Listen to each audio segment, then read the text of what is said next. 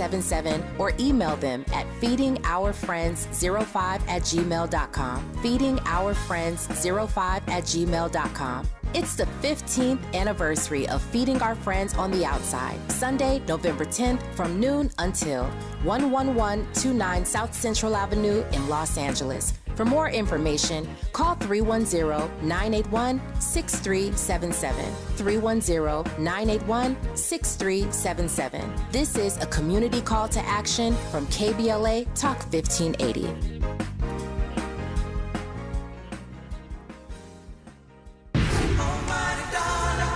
Are you an entrepreneur looking to take your business to new heights? KBLA Talk 1580 is your partner in success. Every day, we celebrate and elevate Black-owned businesses across our community. Our KBLA SMB Marketplace currently features The Cookie Dip, Badass Bakes, Hair Concoction, Higher Education Accreditation Consulting, LACC Radiology Technology Department, and Malik Books. Your business deserves to be heard. Let KBLA Talk 1580 amplify your voice and connect you with our powerful community of listeners. Email smb@kbla1580.com today. That's smb@kbla1580.com. At KBLA Talk 1580, we've got your black.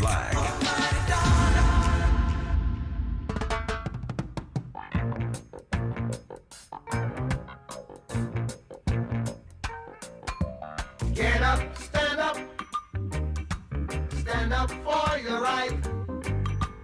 Get up, stand up. Stand up for your right. Get up, stand up. Stand up for your right. Get up, stand up. Don't give up the fight. Preacher man, don't tell me heaven is under the earth. I know you don't know what life is really worth. It's not all that glitter is gold. After story had never been told. So now you see the light. Hey, stand up for your right. KBLA Talk 1580. Come on. We doing that all day around here. And I'm so pleased to welcome into the space a journalist. He's lived and written in Florida, Miami, and Tallahassee for 20 years. He's a 2017 Annenberg National Fellow from USC, and he currently freelances for publications like the National Newspaper Publishers Association, Black Press USA, Newswire, Al Jazeera. Educated in the United States, Jamaica, and the U.S. He lives in the nation's capital now, and he can be heard on his live stream video blog, Speak Freely with Barrington Salmon. Barrington Salmon, good morning. Good morning. How are you? I'm good. How are you doing? Man, it's trying to stay calm in crazy times. Absolutely. It is, I don't know if the rally, we call it a rally, at Madison Square Garden only activated Puerto Ricans, or if it's activated the entire Caribbean diaspora. But I kind of was in a way glad to see that, only because for all the people that are constantly trying to argue that Trump isn't racist, or that that he's not misogynist, it was all pretty much laid out for them. It was a classic Nazi rally. There's a clip that I've been seeing and pictures that I saw of a Nazi rally at Madison Square Garden in 1939 in support of Hitler and fascism and all that stuff. This is the same thing, and the thing that strikes me is that he has all these nobodies, these has-beens. I mean, I don't know who this dude, Tony Hinchcliffe, is, the so-called comedian. Oh, yeah. Who wasn't funny. And all he did, he said something about some black dude in a hat that looked like a lampshade. And I think both of them enjoying watermelon. Then he talked about Puerto Rico. And all of them, including that dimwit, Byron Donalds from the congressman from Florida, who they played the Dixie song before he came on. I didn't catch that. Oh, yeah. So it's all it's a lot, but the thing that strikes me is that even with all of that, those who support him still pretend that he's not racist. Yeah. That none of the threats that he's making against the media, against his enemies, that his promise to put between 15 and 20 million undocumented immigrants in concentration camps and then deport them. They keep on trying to tell us that we're not supposed to believe our lying eyes. Yeah, well, I mean, let's speak on that. Like, 'cause there's plenty of folks that feel like, I mean, I've had black people calling the show, not even MAGA black folks, just regular people, saying, well, there's too many, undocumented immigrants. We need to tamp that down. If you feel that way, I guess you're entitled to your opinion. But the thing about it is, I don't know that people are really thinking through what deporting 11 million people would do to this country or to their day-to-day lives, completely aside from any concerns or thoughts about immigration, but just in terms of the way this country functions. Yeah. The thing that folks don't understand is that undocumented immigrants are the underpinning of this country's economy. Ron DeSantis, the tin pot dictator in Florida, he had them pass a law last year, basically criminalizing undocumented immigrants, and most of them voted with their feet. And they said that the state is nowhere close to recovering because they lost significant numbers of people in agriculture, hospitality, and construction industries. And there are not enough Americans to replace them. Least of all, replace them at the prices that they have been paying these people. So it is foolish to act as if we don't need them, because who's going to cut their lawns? Who's going to take care of their children? Every time I go to New York, when you walk on a lot of streets in New York, it's black women and brown women taking care of these white children. Okay, Vesey Turner is in the YouTube chat and says it would open up hella jobs. And some people do feel that way. I wonder if Americans, black or otherwise, want to work overnight shifts in a slaughterhouse for minimum wage. Maybe. I wonder if Americans, black or otherwise, are going to be picking strawberries and lettuce. Maybe. But that sentiment that Vesey Turner in the chat expresses is something I often hear. Well, maybe if we get rid of all the undocumented people, there would be more jobs for black folks and others, and wages would go up.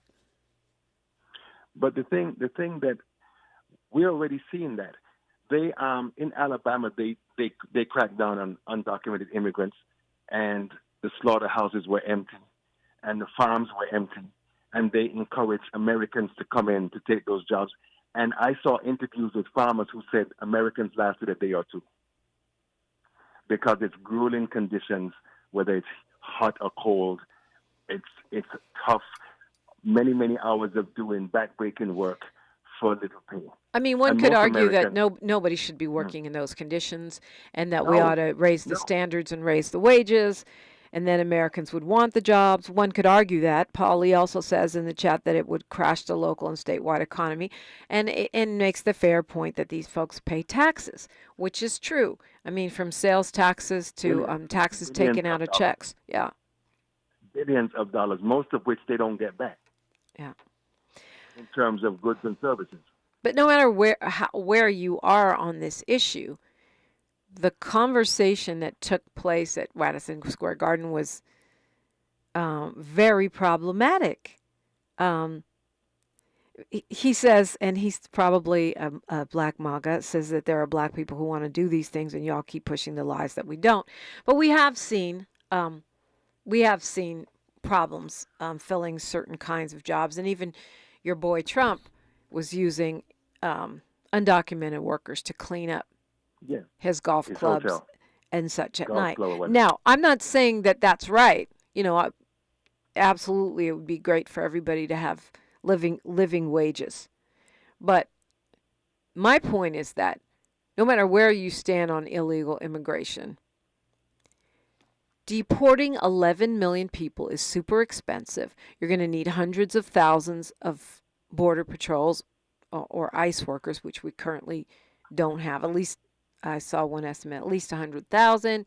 It's going to cost a lot of money, and it's going to have all kinds of unintended consequences. Number one. Number two, the thing is that wherever you stand, the rhetoric that took place at Madison Square Garden is super problematic. He's telling immigrants to go home, but Puerto Ricans are American citizens. Yeah, but he's probably too dumb to know that. Because I've seen surveys of Americans with them asking if they know if Puerto Ricans are citizens, and I think they said like 56% said they thought Puerto Ricans weren't citizens. Right. MB's in the chat saying, I had to jump in here to this convo. We're arguing that we should exploit these people, but we don't talk about the visa immigrants who actually take great jobs. But MB, Donald Trump is not going to be he's not going to be deporting those folks. He's not deporting the software engineers. He's not deporting his wife. He's going to deport the people that are, the poor people that are working. Anyway. The biggest problem I have, I'm an immigrant, born and raised in Jamaica and London, England. The biggest problem that I have is that blaming me doesn't change anything. I'm not the one that made the policy. So if you want to go after someone for the status quo as it exists, go after the politicians, go after the policymakers. I mean, they're the ones who are making these decisions. They're the ones who are deciding who can and can't come here. Yeah. Well, and I don't necessarily want to spend the whole show on a rabbit hole around immigration, although it has become a huge issue in this election. Vesey Turner says black people are not going to do these jobs at the same pay rate because we have to pay taxes, but those immigrants are paying taxes too. It's taken out of their checks, and they're paying sales taxes, but they don't file taxes because they're undocumented, which means they don't get the money back. I mean, again, regardless of... Okay, Vesey says he's not Black MAGA. He supports Weston Abdullah. Okay, I apologize. Still, those are Black MAGA talking points. And so I just want us to be mindful, because I know the anti-immigrant fervor has taken hold in this country in a lot of places where it traditionally was not present. And some of the reasons that people have just don't, they sound good on paper, but they don't play out that way. You can deport every Latino in the country, and black people, racism isn't going to disappear, and black people are not suddenly going to get their paid, equal pay. That's not how it works. Join a union, fight for better wages. Go ahead, Barrington. But it's not just Latinos. There are folks in the Caribbean. There are folks from Africa. There are folks from other parts of the world who are undocumented. No doubt. The focus for some strange reason has always been on Latinos, but it's a wide constellation of other people. And the thing that I constantly talk about is that this would be less of a problem if the United States would get out of people's countries and stop trying to control what people do. Right. So then they wouldn't come here, right? Yeah. And a lot of them, that's the reason why they're coming here. Because of the instability, the United States controlled supported death squads in El Salvador and Guatemala and Nicaragua. I mean, Haiti is a good example of that too, right? Haiti is a fabulous example. They invaded Haiti in 1915 and 1934.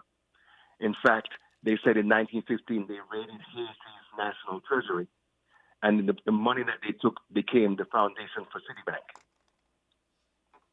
They had U.S. Marines in Haiti from 1915 and 1934, and they have constantly meddled in Haiti's politics and different aspects of Haiti's life.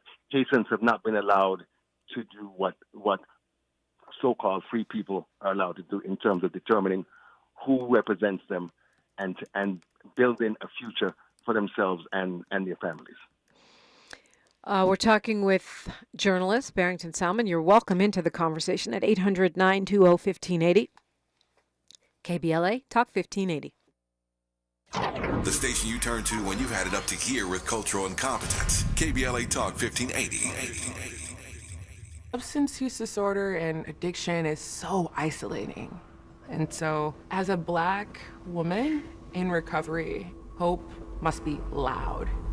It grows louder when you ask for help and you're vulnerable. It is the thread that lets you know that no matter what happens, you will be okay. When we learn the power of hope, recovery is possible. Find out how at startwithhope.com. Brought to you by the National Council for Mental Wellbeing, Shatterproof, and the Ad Council. Before running for state senate, Laura Richardson was named one of the most corrupt members of Congress, guilty on 7 counts of ripping off taxpayers and a pattern of deception trying to cover it up. Richardson is too shady for state senate. For your state senator, frontline nurses, classroom teachers, and Planned Parenthood Advocacy Project support Democrat Michelle Chambers, a champion for abortion rights, higher wages for workers, and more affordable health care. Democrat Michelle Chambers for state senate. Ad paid for by nurses and educators supporting Chambers for Senate 2024, sponsored by labor and nonprofit environmental and health organizations, Ad Committee's top funders, SEIU California State Council, not authorized by a candidate or committee controlled by a candidate. We're with Bridget, whose husband won't be home for months, and whose daughter is due any day. We're with Mike, who's leaving home to protect his family and yours. We're with all service members and their families who need community, connection, and maybe a bit of magic. Are you with them? Learn more at uso.org today.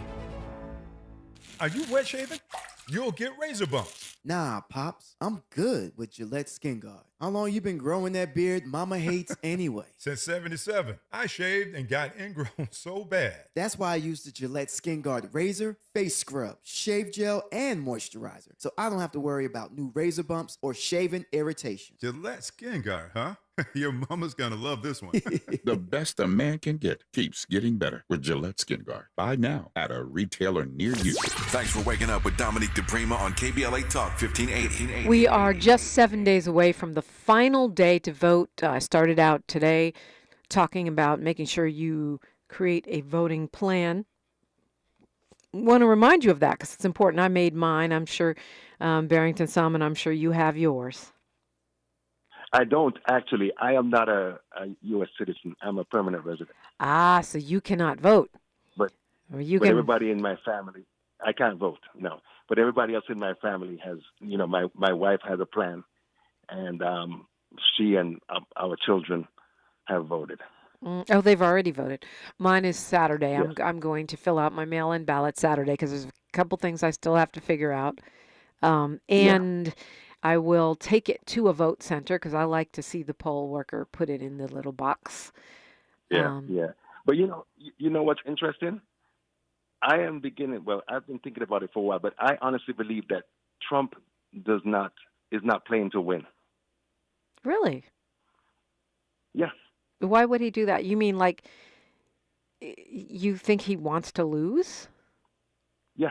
Mm-hmm. So he can whine and complain for another 4 years and bilk Americans out of their money, even though he said that he's not going to run again. So what would he be raising money for? Whatever. He said he wasn't going to run this time, and he's here. The thing is that if you look, like I have talked to people like Mike German, who's a former FBI agent who infiltrated these right-wing KKK groups, Nazi groups, and all that type of thing, and what they have been warning us about is that these folks have been prepping regardless of what happens in the election, particularly if he loses. So they said that there is a network, an underground network of people who are preparing themselves to do whatever they do, to fight. And I mean, the rhetoric... Talking about like a civil war kind of situation. Yeah. Mm-hmm. And the enemy within. If you look at any authoritarian situation anywhere in the world, or if you look at folks who decide that they're going to overthrow the government, who do they kill first? They kill journalists. They kill academics. They kill the thinkers. Then they go after everybody else. And if you listen to what this dude has been saying, that's what he said. He's saying he's going to imprison folks from CBS, folks from other mainstream media, and anybody else who's spoken out against him. The thing for me is that the biggest obstacle I see is the Electoral College. I think Vice President Harris is smart because she has broadened the strategy to get more Electoral College votes rather than just the blue wall. Because and they said that if you look at the past, I think, 20, 30 years, George Bush didn't win the popular vote, but he became president. Yeah, neither did Donald Trump, for that matter. Donald Trump didn't win the popular vote twice. The first time but he still became president because of the Electoral College, which was put in place to pacify slave states. So why? Slavery. So why? Why do we get a different outcome this time? You know what I'm saying? I've been of the opinion that Kamala Harris, I think she's running a brilliant campaign, but I do think there's a little bit too much emphasis on bringing in Republicans, the Liz Cheney thing. I really felt like they need to spend more time activating us, the base. But maybe Trump did it for them day before yesterday with the, little Nazi cosplay. Yeah. I think that they can chew gum and walk at the same time.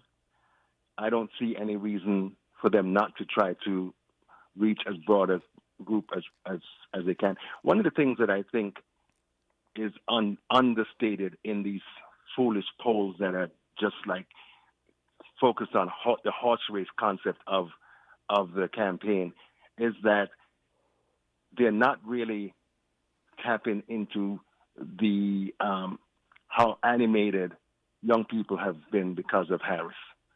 There was a guy that I heard on an interview on Roland Martin maybe 2 months ago, and he was saying that most of the polls don't even factor in the black view, black perspective. And he said that he expected that they were going to overperform next week. And I believe that if you look at the trajectory of the Harris campaign just in the past 3 months, it's unprecedented. Raised $1 billion. Yeah, that's why I said people are in the chat saying she's not running a good campaign. That's wrong. She's raised more money than anyone ever in the period of time she's done. She's been pitch perfect, almost pitch perfect in interviews. She's had a couple stumbles, but she's doing all the interviews. First, y'all said she wasn't doing enough interviews. Now she's doing too many interviews. She made a great choice for vice president. She's been tirelessly and effectively campaigning. I think she's been rolling out her surrogates, her celebrities, in a very, very strategic way. I think she's running a great campaign. She's had a very short window to take down a titan, and so. Yeah. But the thing that I look at, Dominique, and you know it better than me as a black woman. No matter what you all do, it's never enough. Yeah, of course. That's this whole point that we're not taking the same test, that we were talking about last hour. Yeah. Van Jones finally said something sensible. We're not taking the same test. Finally. Yeah. So today, is it today? I believe it's today, that Kamala Harris will make her big speech. Today at the Ellipse. At the Ellipse, which is the same spot where Trump was basically calling for the overthrowing of our overturning of our election and a coup of our government. And I guess she's trying to make a point. What do you think about that choice of a spot? I think it's a great choice because just in the last few days, I've been hearing folks talking, the talking heads and other people talking about the fact that a lot of people that they're talking to asking who they're going to vote for, the sticking point for them is January 6th. And these are Republicans or so-called independents and middle-of-the-road people and all that type of stuff. So in my mind, her being there will reinforce what he did. And I think further push people who have an issue with what he did to react against him, because the sad thing that we're seeing is the constant normalization of him and his criminal behavior. Yeah. By the cowards who are in what use. I don't even call him a Republican Party anymore. They chased out all the moderates. They chased out all the people that were sensible, clear thinkers, and then they have these idiots in there now who are just intent on maximizing white grievance against anybody who's not a white so-called Christian man. I mean, it's idiots and opportunists, right? Because some of them know better, but they're just doing it anyway because they want to come up. Yeah, for sure. I think one of the things we need to be looking at, there has been, you see, I've always been very critical of Democrats, and I have on this show before, because I always call them weak and feckless. They're acting differently now, but they're still not doing what they need to do. Republicans are always looking at and planning for the long term. For years, since 2013, when with the Shelby case, when the U.S. Supreme Court threw out the vital sections of the Voting Rights Act, these state legislators primarily have been eviscerating different parts of voting. So voter suppression, voter subversion. They are constantly trying to find ways to steal the vote of primarily African Americans, young people, and others who they think are going to vote for Democrats. And they say that they're trying to choose who will vote for them, rather than allowing people to vote for who they want. Because in Texas, the Secretary of State in Texas just purged a million votes, primarily Black and Latino. In Georgia, the Governor Kemp, who was Secretary of State from 2012 to 2018, he purged more than 1 million votes, primarily Black. So they're doing all these things. They've cut back on early voting. They tried to remove mail-in boxes. They closed and removed ballot places in Black communities. They're doing all these dirty tricks to try to ensure that we don't vote. Hold that thought, Barrington Salmon. We'll continue after news, traffic, and sports on KBLA Talk 1580. She's reclaiming her time on KBLA Talk 1580. More First Things First with Dominique DiPrima when we come forward. I'm Bree Wood with 4 things you should know from BIN News. Virginia has asked the Supreme Court to remove over 1,600 alleged non-citizens from its voter rolls. However, the Justice Department wants a district judge to reinstate these voters, arguing their removal violates federal law by occurring too close to an election. The CDC is urging certain seniors plus other at-risk people to get their additional COVID-19 shots. The CDC has issued new guidelines calling for people aged 65 and up and those with weakened immune systems to get a second dose of the updated COVID vaccine 6 months after their last shot. Billionaire Elon Musk is being sued by a Philadelphia prosecutor over his $1 million giveaway for registered voters. The Philadelphia District Attorney's Office filed a lawsuit Monday. And you can expect a Halloween heat wave this week. Today, Texas and some of the Southwest will hit 80 or 90 degrees, while the upper Midwest will get temperatures in the 60s and 70s. Get BIN News on demand 24/7 at BINnews.com. Hi, I'm Kyle at Blindster.com. Blindster is a family-run business that began in 2010, and we've sold millions of custom blinds, shades, and shutters and received over 100,000 five-star reviews. Don't hire an expensive pro. Do it yourself and save big at Blindster.com. Is this the This is the KBLA Sports Minute with Ray Richardson. The Dodgers are one win away from winning their 8th World Series championship. Another dominant pitching performance for the Dodgers in Game 3 Monday night in New York. The Dodgers beat the Yankees 4-2 to take a 3-0 lead. Dodgers right-hander Walker Buehler threw 5 shutout innings. 6 relievers came in after Buehler and held the Yankees scoreless until the 9th. The Dodgers can wrap it up tonight in Game 4. No team has come back from a 3-0 deficit in the World Series. First pitch tonight at 5:08. The Lakers suffered their first loss of the season. They lost at Phoenix 109-105. Devin Booker and Kevin Durant combined for 63 points. Anthony Davis had another strong night with 29 points and 15 rebounds. LeBron had an off night. He made only 3 of 14 shots and finished with just 11 points. The Lakers are at Cleveland on Wednesday. The Clippers are off until Wednesday when they host Portland. No debates, no speculation, just the info you need. That's your KBLA Sports Minute. I'm Ray Richardson on KBLA Talk 1580. KBLA Talk 1580 is here for you as you make your voting plan. And we've got a few things you may want to know. In the state of California, you can register to vote all the way up until the last day to vote, which is November 5th. In LA County, you may vote at any voting center or polling place of your choosing. Early voting has already started, both in person and by mail. If you need information about your registration or any election question, call the Registrar of Voters at 800-815-2666. That's 800-815-2666, or visit lavote.gov.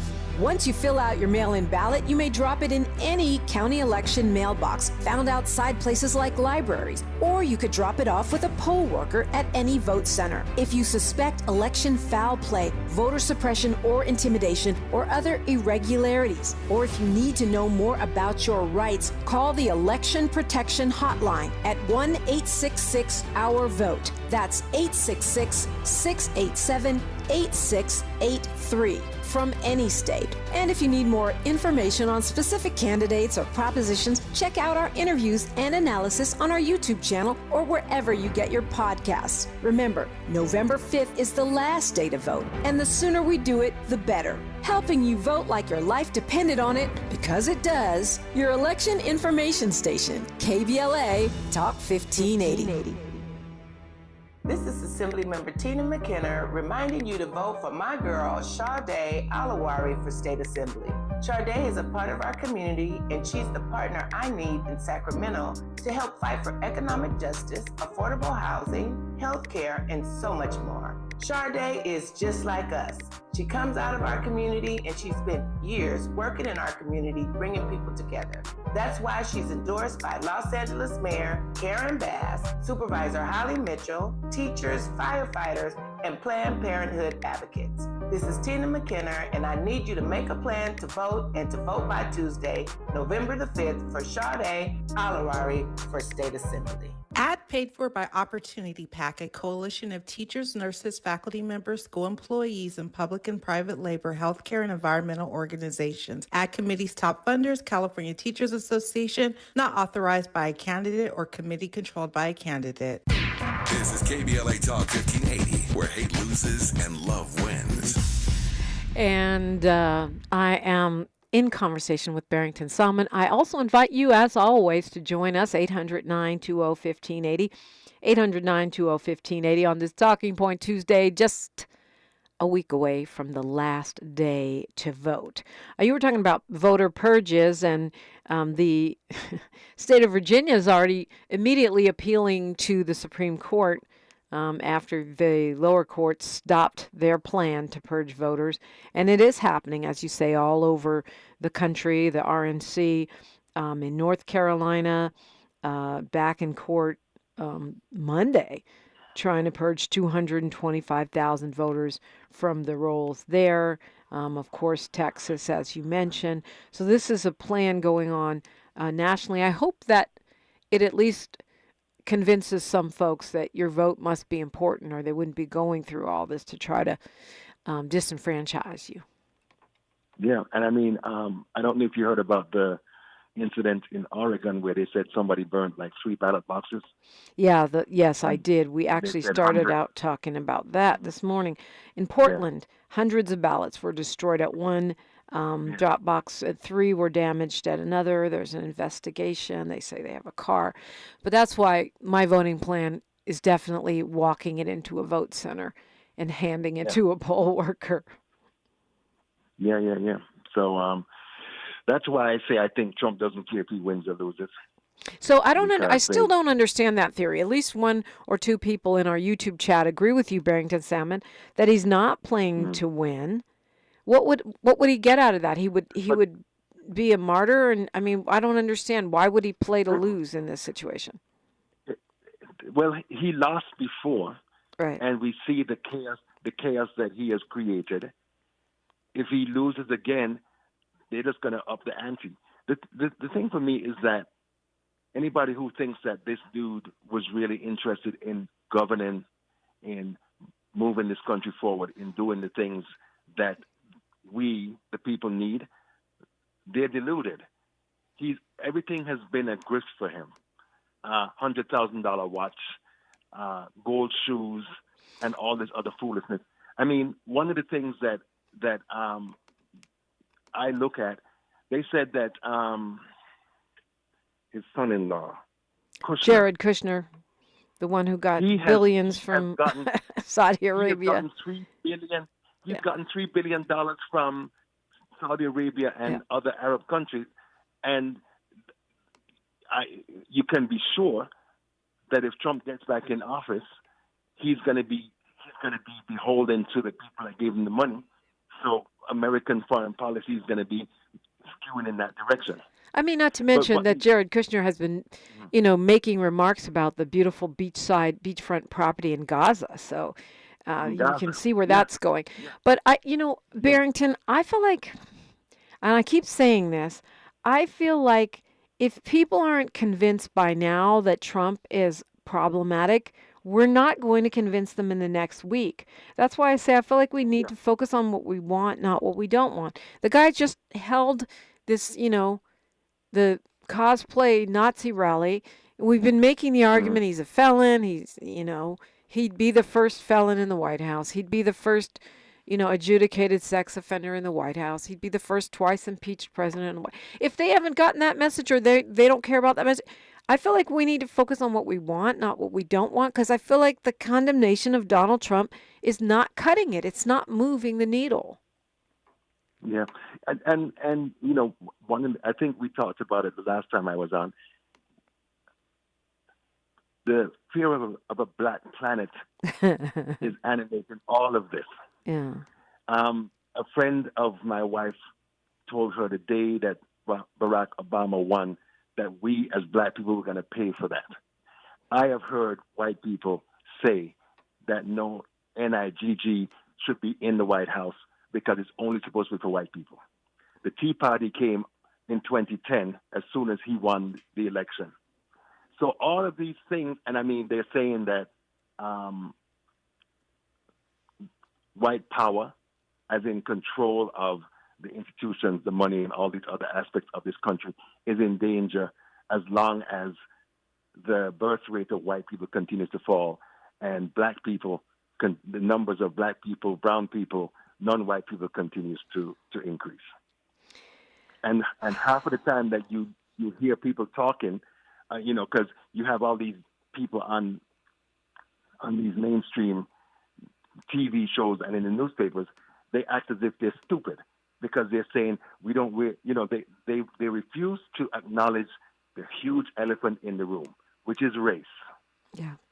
Well, Trump says these things, and they still say he's not racist.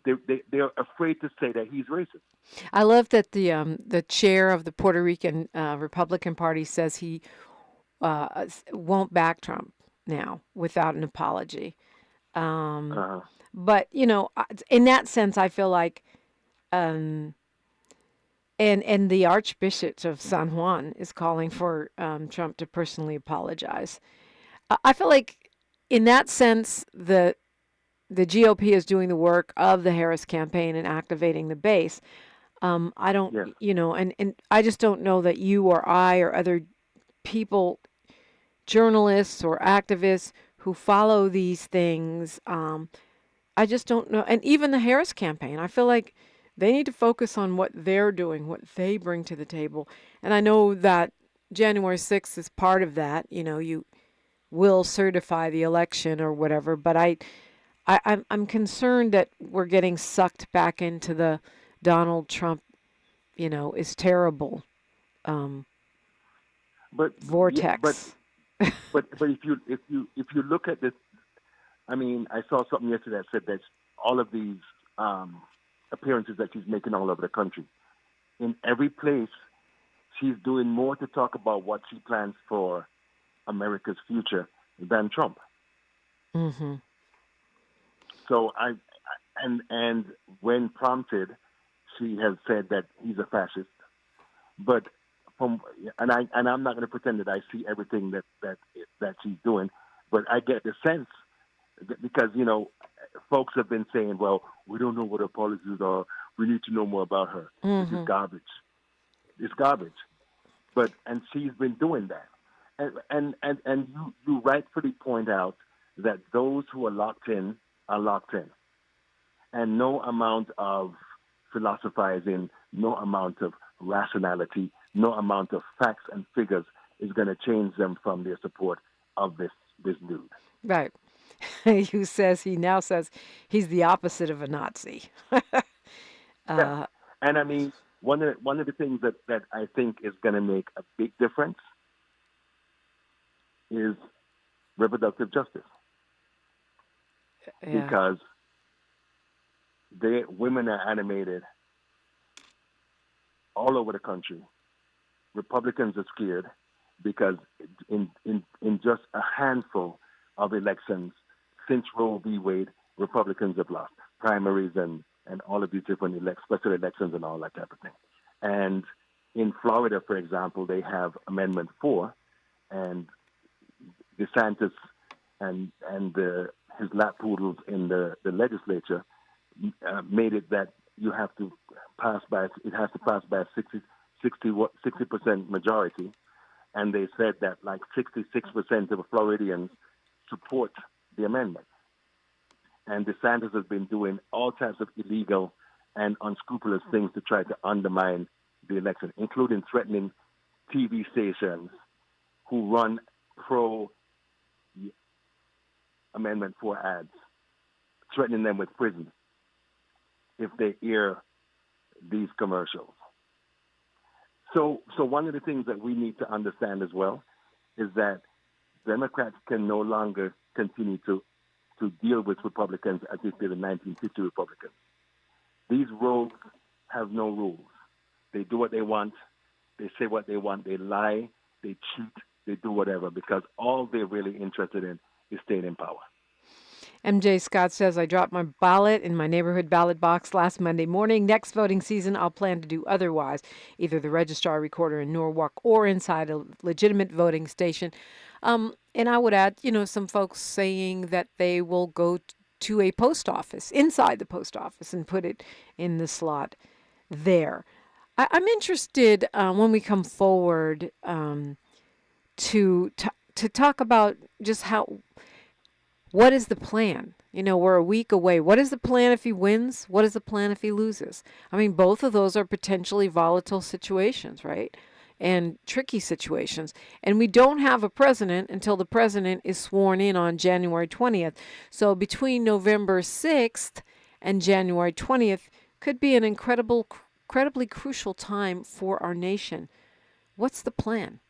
KBLA Talk 1580. More of First Things First with Dominique DiPrima when we come forward.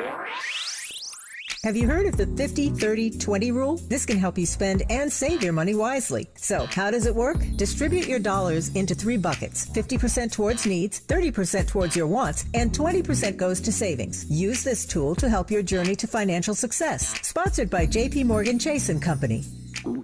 Oh no, stomach issues again? Stomach issues? Who are you? Your pancreas. I could be the real reason for your diarrhea, gas, bloating, stomach pain, or loose oily stools. I thought it was my stomach. People often do, but any of these symptoms could mean having a condition called exocrine pancreatic insufficiency, or EPI. With EPI, the pancreas doesn't release enough enzymes to break down food, but EPI is manageable. Use the symptom checker on identifyepi.com and speak with your doctor. That's identifyepi.com. Sponsored by AbbVie. As Cybersecurity Awareness Month winds down, LifeLock reminds you to update your software regularly. These updates fix security flaws that could be exploited by identity thieves. But don't stop there. LifeLock offers comprehensive identity theft protection that goes the extra mile. LifeLock not only alerts you to suspicious use of your info, but also takes action to resolve identity theft issues, guaranteed, or your money back. Start your 30-day free trial at lifelock.com. Use promo code NEWS. Terms apply. Chevy, All the Things 2024 Truck Season Radio 30, code GWMR0294000. This truck season, think about all the things you can do in a Chevy truck. You'll be able to, or you can even just, with impressive towing, incredible bed and tailgate functionality, and multiple powertrains, Chevy trucks have what you need to get things done. When you want to do it all, Chevy's got you. Chevrolet, together let's drive. Medicare open enrollment is here, and it's a time you can make changes to your health coverage. Yet, watch out for enrollment and marketing scams. Remember, Medicare will neither call you nor solicit your business. Guard your card. Never give out your Medicare number to strangers. Unsolicited calls, door-to-door visits, and emails are prohibited. Take your time. Don't feel pressured to make a quick decision. Report scams to our California Senior Medicare Patrol at 1-855-613-7080. Hi, my name is Erica Wiley, and I am running for Superior Court Judge, seat number 48. As a deputy public defender for more than 2 decades, I've always fought for justice. I was raised in South Central Los Angeles by a single mother, so I know the struggles which bring many to the criminal justice system. Over 20 years of experience has shown me that to protect the public, we must provide those who suffer from mental illness, homelessness, and drug addiction with the resources and tools to improve their lives. I am dedicated to criminal justice reform and ending the vicious cycle of mass incarceration. I'm endorsed by the Los Angeles Times, the Los Angeles County Democratic Party, and LA Mayor Karen Bass. Mail in your ballot today or vote in person on November 5th. Erica Wiley for Superior Court Judge, seat number 48. Find out more at my website, wileyforjudge.com. That's WILEYFOR Judge.com. Or follow me on Instagram, Wiley4Judge. Paid for by Wiley for Judge 2024. I'll see you at the polls on November 5th. Vote Wiley for Judge, seat number 48.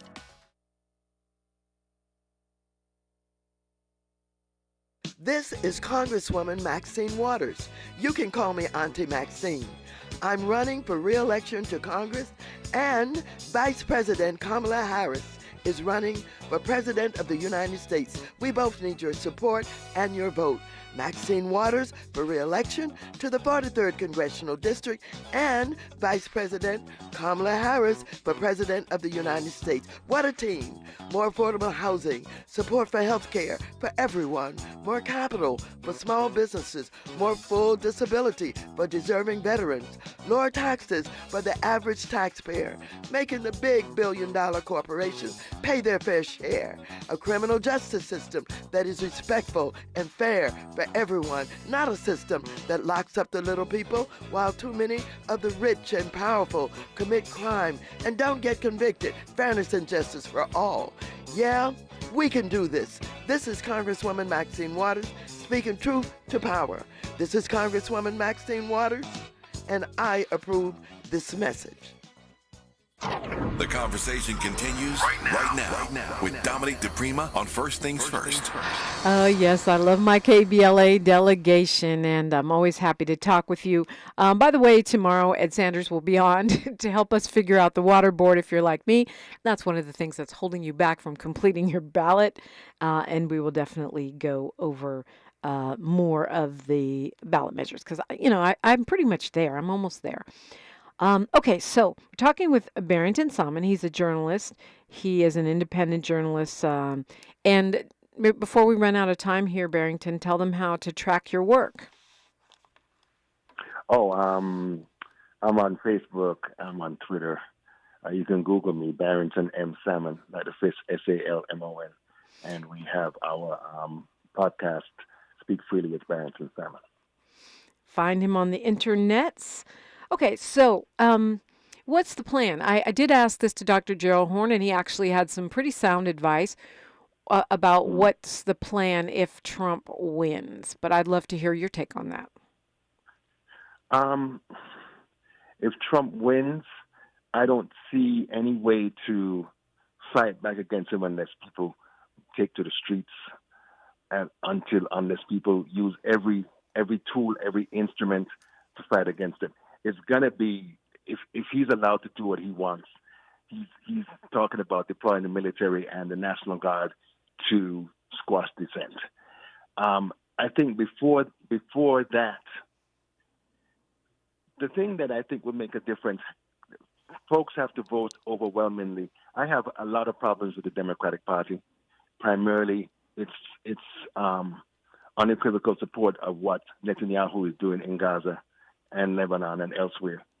They talk about the importance of human life and everything, but apparently Palestinian lives don't matter.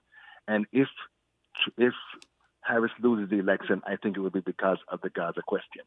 But I think that for those, so we really have two not very good choices, two choices that aren't really beneficial to regular working people. But as they always say, you have to choose, but you have to be strategic and choose whether you want Trump or whether you want her. If folks vote overwhelmingly, they got to vote up and down the ticket. They got to vote for Democrats in the House to control the House and the Senate. Because if Republicans control either house, they're going to do whatever they can to impede Harris from following through on her programs. So at the outset, those who are interested in seeing the outcome of her becoming president, they need to vote and vote in large numbers. Because in 2020, 49% of Americans didn't vote. Okay, so you're saying if Trump wins, the plan is resistance, and we have to vote to make that not happen. If Kamala Harris wins, we're also in a perilous situation between November 6th and January 20th, and moving forward, with the white lash that you've described. What's the plan if she wins?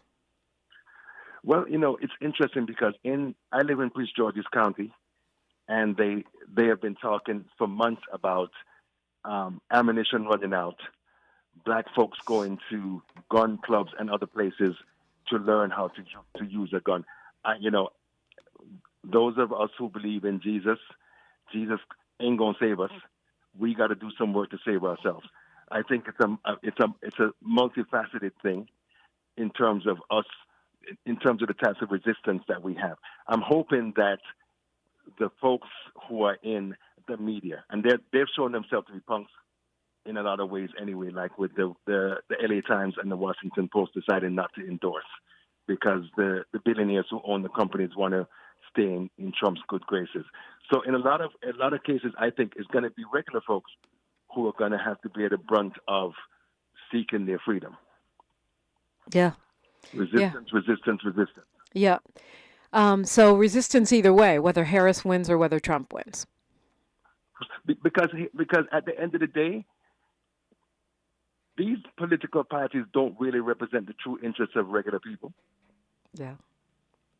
They are corporatist parties. I saw a survey that said that Congress only passes 1% to 2% of the things that people have deemed important and essential in their lives. The rest of the things they're doing is for corporations, big business, oligarchs. This is not the democracy that people say it is. It's an oligarchy because the 1% controls everything. And they have all of these folks, all of these politicians in their pocket. And the ones that they don't have in their pocket, AIPAC has in their pocket. Yeah, well, and nevertheless, when we fight, we win. Jamal Hakim says the plan is to move on and make democracy work for the people.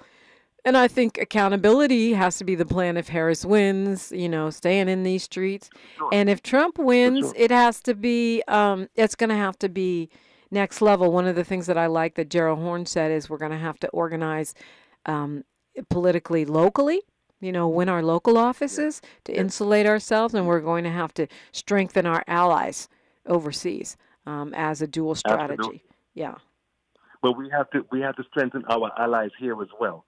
We have to build communities because there are people that I know and in spaces here in D.C. and its environs where people are building their communities, building their resilience and taking care of each other because in a lot of cases, the government's not doing it. Yeah. Well, I see us doing that here in Cali and certainly in my brother, Newark, New Jersey, with my brother as mayor. And folks are doing it, and we're going to have to do it even more. I have to ask you this, since you're in D.C., Yankees or Dodgers? Man, I'm a diehard Yankees fan, but it looks like that candle's going out. The candle's flickering. Yeah. I'm so hurt. I am so hurt. Okay, well then I won't take my broom out. Oh no! You can, because I don't think they're going to come back from being three down. Yeah, no one ever has. But I mean, they could conceivably win a game, one game. No. I don't care about them winning the game. I want them to win the whole thing. Oh, sorry. Sorry. Well, it's always great to talk with you, Barrington Salmon. If you had a 40-second, 50-second closer, what would it be? It would be that we have got to move beyond the narratives that this country has told us and begin to look at building our families, building relationships, making human connections. Because that at the end of the day, I think, is what's going to save us. Not how much money we have, not how much land we have, but how we deal with people and how we help each other grow.